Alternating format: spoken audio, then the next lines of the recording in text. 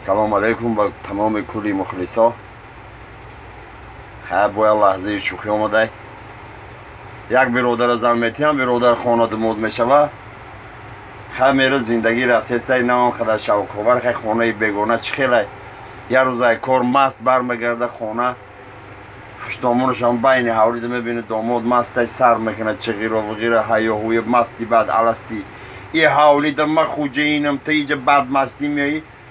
گزیله میشه طاقت هم طاق شدگی در همه کندی سینی خشتامان هم خود یموش میزنه خشتامان دراز میکنه هوش پشت میره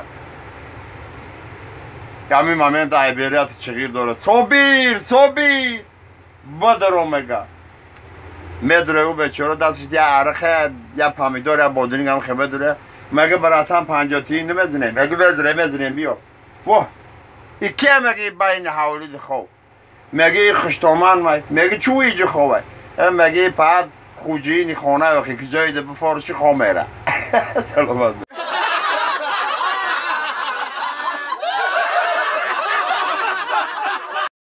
بود و هوای گرم زنک بچه میگیره بازار میره خیلی زندگی مجبور میکنه مایده چویده خیلی کودک ناله میکنه او چه گشنگی دمردمه نمیتونمه گشنگی دمردمه چی بگیم ای خواه که دستای من محکمه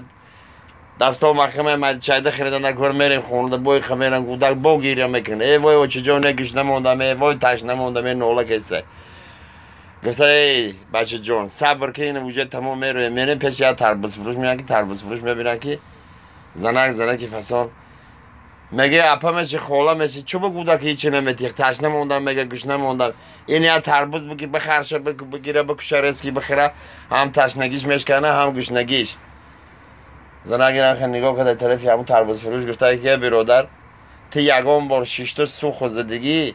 گفته واه چه خیلی میشه گفته هم کیف میکنی هم رقص میکنی